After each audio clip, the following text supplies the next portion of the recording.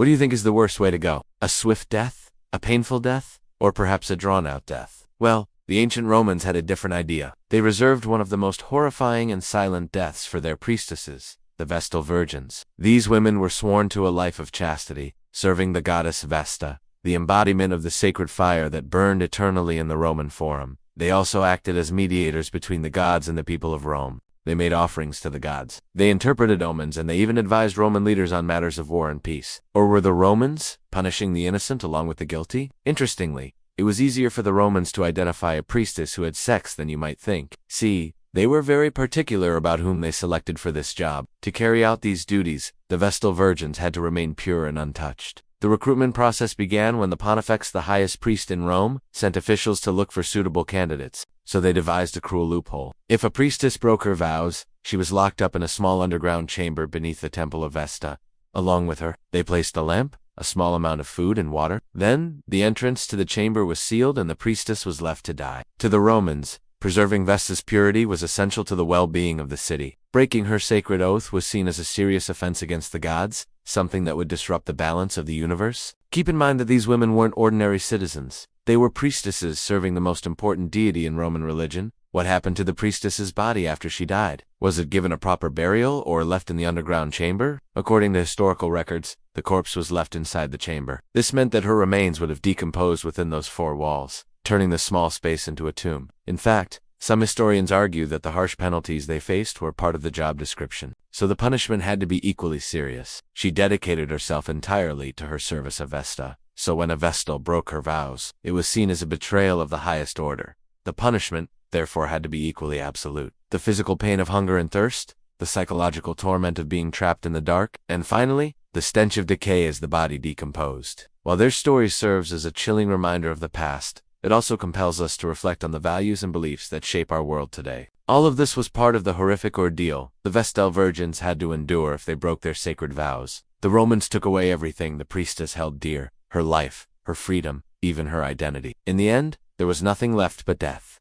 If you enjoyed this video, please like and share it. Also subscribe for more updates. Thank you for watching. They looked for girls around the age of 6, preferably virgins, who had no record of sexual activity. The priestess would have panicked, thrashing about in the confined space, her screams echoing in the darkness. Her nails would have scraped against the rough stone walls, leaving tiny marks that would later turn into scrapes and bruises. The air would have grown thick with the stench of decay as her body slowly decomposed. The sounds and smells of her demise would have haunted the temple, serving as a grim reminder to other priestesses of the fate that awaited them if they, too, broke their sacred vows. Days turned into nights, weeks into months. Slowly her food and water ran out. Now, you might wonder why the Romans went to such lengths. Why not just kill the priestess, or banish her from the city? Why bury her alive? Well, the answer lies in the nature of Vesta's cult. The lamp flickered and died, plunging her into total darkness. She was left with nothing but her thoughts and the silence of the tomb.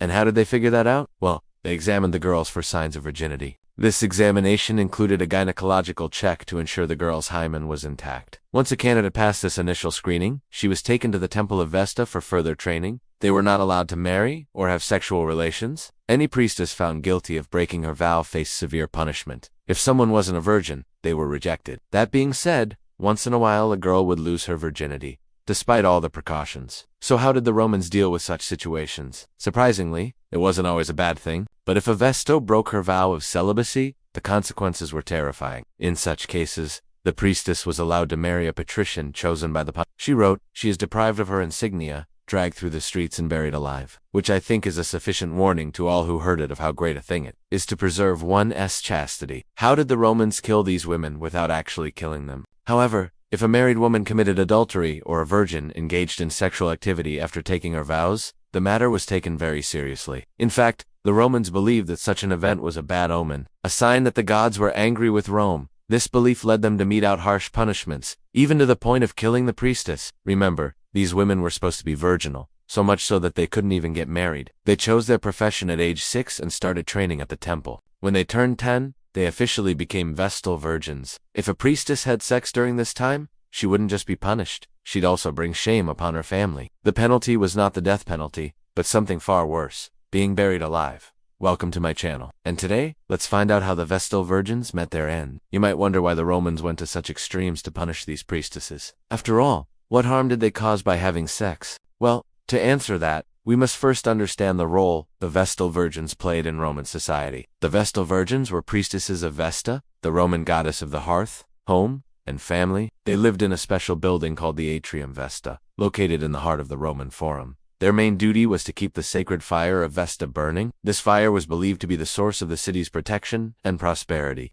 It was said that Rome itself would burn along with Vesta's flame. So the Vestal's task was a huge responsibility. But their responsibilities went beyond tending a fire. In fact, there was no crime in ancient Rome more shameful than that of a priestess who slept with a man. But how did the Romans find out if a priestess broke her vows? Was there any way to tell if she had sex before becoming a priestess? First of all, only Roman citizens of noble birth could become Vestal virgins. So essentially, the Romans were looking for a virgin at every stage of the selection process. For example, there were instances where a Vestal virgin who lost her virginity before taking her vows was given another chance. According to Livy, a Roman historian, if a Vestal virgin committed such a grave offense, she was stripped of her insignia, dragged through the streets, and buried alive. You see, Roman law forbade the shedding of a Vestal's blood. Can you imagine the horror of that situation? Buried alive, trapped in total darkness. The priestess had no way to know how long she'd been there. If the priestess didn't die immediately from hunger, thirst, or suffocation, she probably died of despair. Vesta was not just a goddess, she was a symbol. Her eternal flame represented the continuity of Rome itself. But don't think for a moment that this was a quick or painless death. Being buried alive was a terrifying ordeal. Now here's a question for you. Do you think this punishment was just...